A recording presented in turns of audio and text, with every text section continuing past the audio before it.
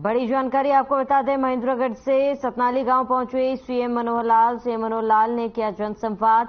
जनसंवाद में सुनी लोगों की समस्याएं। बड़ी जानकारी आपको बता दें, सतनाली गांव पहुंचे सीएम मनोहर लाल। सीएम मनोहर लाल ने जनसंवाद किया और जनसंवाद में लोगों की समस्याएं सुनी है। महेंद्रगढ़ से इस वक्त की बड़ी खबर आपको बता रहे हैं, महेंद्रगढ़ के सतनाली गांव पहुंचे सीएम मनोहर लाल। सीएम मनोहर लाल ने जनसंवाद किया और जनसंवाद में लोगों की समस्याएं सुनी। बड़ी खबर, अहम जानकारी आपको बता रहे हैं महेंद्रगढ़ से।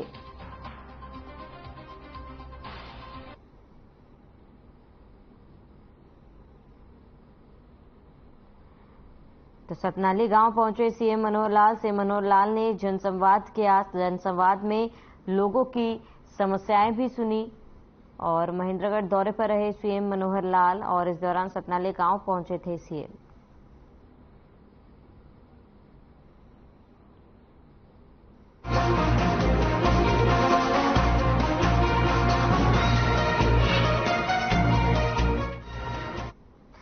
मुख्यमंत्री ने महेंद्रगढ़ जिले के गांव डाणी, बाठोटा, मंडलाना और सीमा में ग्रामीणों से जनसंवाद किया। साथ ही हरियाणा के मुख्यमंत्री मनोहर लाल ने महेंद्रगढ़ जिला के गांव सीमा के ग्रामवासियों को बड़ा तोहफा देते हुए सीमा को उप तहसील का दर्जा देने की घोषणा की।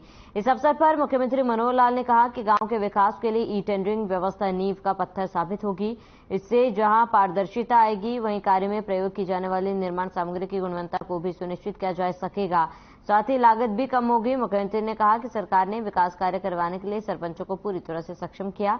अब किसी कार्य की स्वीकृति के लिए चंडीगढ़ फाइल भेजने की जरूरत नहीं है। उन्होंने कहा कि अब सारा काम कंप्यूटर में दर्ज होगा और विकास कार्य का पूरा लेखा जोखा आसानी से रखा जा सकेगा।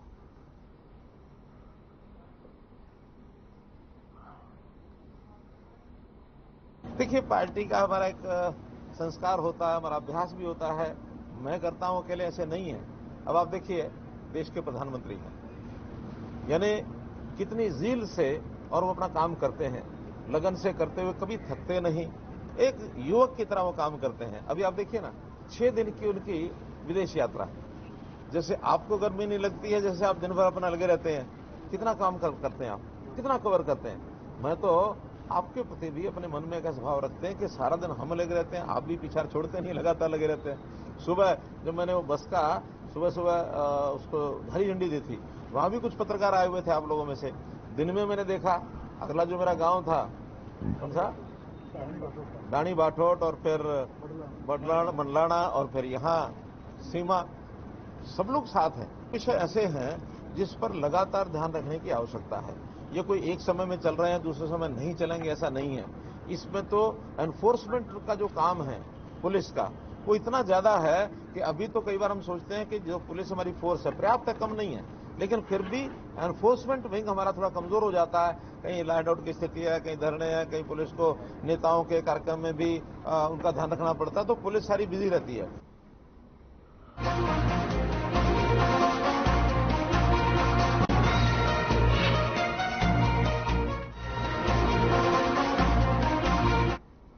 मंडलाना में मुख्यमंत्री मनोहर लाल ने जनसंवाद कार्यक्रम में लोगों की समस्याएं सुनते हुए कहा कि जो लोग समस्या बता रहे हैं कि गांव के रास्ते से बने अंडरपास में पानी भरा रहता है, मैं अभी उसी रास्ते से वापस जाऊंगा और मौके पर निरीक्षण करूंगा। उन्होंने तुरंत एसपी को उस रूट से जाने की बात कही, जिस पर उपस्थित लोगों ने ताली बजाकर सराहा। फिर वे कार्यक्रम के बाद वहां उसी रास्ते से गए और मौके का निरीक्षण किया और उन्होंने अधिकारियों को निर्देश दिए कि इस रोड को ऊंचा उठाकर बनाया जाए, जिससे यहां पानी न भरे और गांव के पानी को ये नालों के जरिए दूसरी जगह निकाला जाए।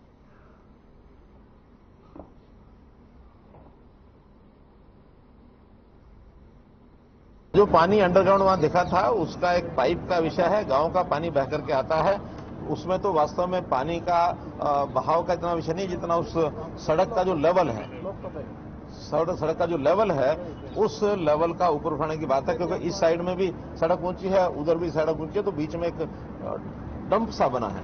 तो डंप दूर करने के लिए फ्लाईओवर के नीचे सड़क ऊंची हो जाएगी, वहां पानी नहीं रुकेगा। फिर गांव का पानी उसको निकाल करके और कहीं ना कहीं अलग तालाब की साइड में ले जाएं, उसकी व्यवस्था के लिए मैंने इंजीनियर को कह दिया, उसको मेरे इस रोड के एनएचआई के रोड को बने हुए लगभग 1.5 से 2 साल हो चुके हैं। जिस दिन ये रोड बना, जिस दिन ये चालू हुआ, उस दिन से लेके आज तक एक भी दिन इसमें पानी नहीं सूखा है, ये पानी भरा हुआ है। मेरी माताएं और बहनें यहाँ से हरा चारा, पीछे के खेत में से हरा चारा लेके आती हैं, तो उनके आने के लिए बड़ी ही मुश्किल हो रही है। अगर वो आने के उनके दो माध्यम है, या तो वो रोड के ऊपर से साधनों के बीच में से अपनी मतलब जीवन को उसमें दुख में डाल के और ऊपर से आए, या फिर दूसरा है कि उधर से वो आगे से घूम के आए। ये बड़ा ही मुश्किल और दुख दर्द है हमारा।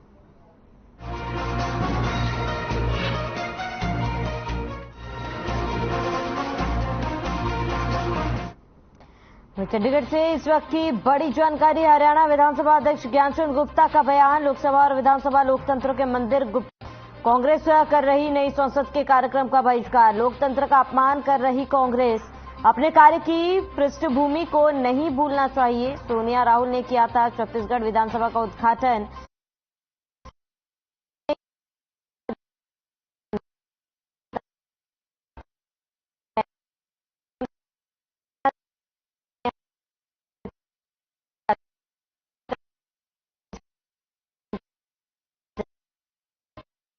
विधानसभा लोकतंत्र के मंदिर कांग्रेस नई संसद के कार्यक्रम का बहिष्कार कर लोकतंत्र का अपमान कर रही है। अपने कार्य की पृष्ठभूमि को नहीं भूलना चाहिए।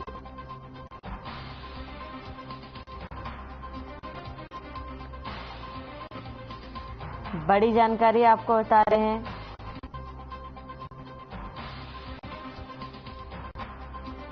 तो कांग्रेस जनता का ध्यान भटकाना चाहती है। कांग्रेस ने हमेशा लोकतंत्र की हत्या की है।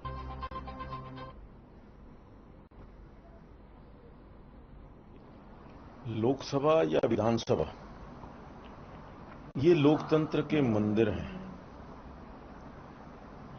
और लोकतंत्र के मंदिर के साथ जो बहिष्कार करना है, मैं समझता हूं कि ये लोकतंत्र का अपमान है। और जिस प्रकार से कांग्रेस पार्टी ने 28 तारीख को होने वाले नए संसद भवन का जो उद्घाटन है उसका बहिष्कार करने का जो निर्णय किया, मैं समझता हूं कि ये लोकतंत्र का बहुत बड़ा अपमान वो करने जा रहे हैं।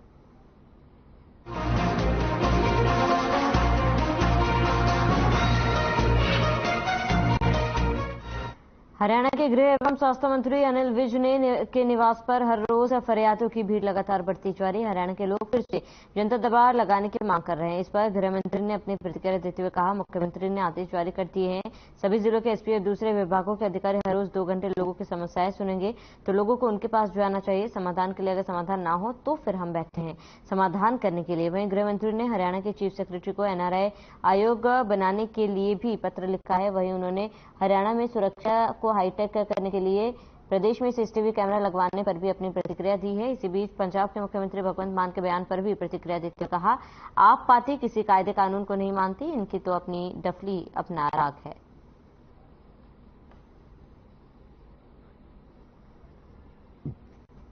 उन सब में हम कैमरा लगा रहे हैं और मेरा भिन्न संस्थाओं से जो रेजिडेंस वेलफेयर एसोसिएशंस हैं और जो बाजारों की एसोसिएशंस हैं, मेरा उनसे भी रिक्वेस्ट है कि वो भी अपने अपने बाजारों में ये सीसीटीवी कैमरे लगाएं। ये जो तीसरी आंख है, इसका होना अब आज के युग में बहुत जरूरी है।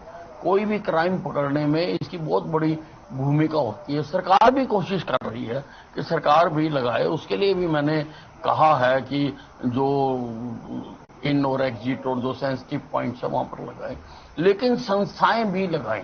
व्यापारिक संस्थाएं हैं वो अपने अपने बाजार में लगाएं। जहां और सामाजिक संस्थाएं हैं तो जहां जहां पर कोई भीड़ इकट्ठी होती है वो होता है, तो इसका बहुत लाभ होगा। समाज को ओवरऑल बहुत लाभ होगा।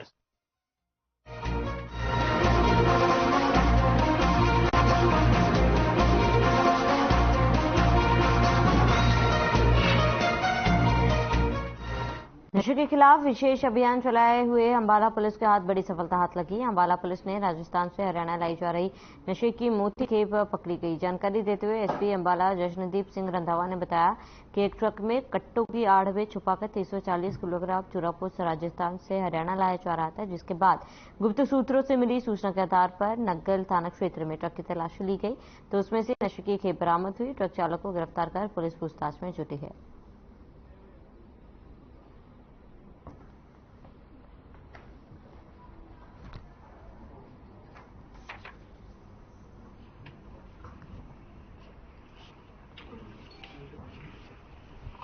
दोबारा एक नशे की बड़ी खेप कल पकड़ी गई है। हमारे एएनसी के इंचार्ज पीएसआई विनोद और उनकी टीम के पास एक मुखबिर खास से सूचना प्राप्त हुई थी कि कुछ तस्कर अंबाला एरिया के अंदर डोडा पोस्ट की बड़ी खेप स्मगल कर रहे हैं, जिसके ऊपर जवाबी कार्रवाई करते हुए नग्गल क्षेत्र के अंदर हिसार रूट के ऊपर नाकाबंदी की गई और जो एक सस्पेक्टेड ट्रक था उसको फ्लैग डाउन किया गया और उसके ड्राइवर को विधिपूर्वक ट्रक की और ड्राइवर की चेकिंग की गई, जिस दौरान वहां से 3 क्विंटल और 40 किलोग्राम डोडा पोस्ट रिकवर हुआ।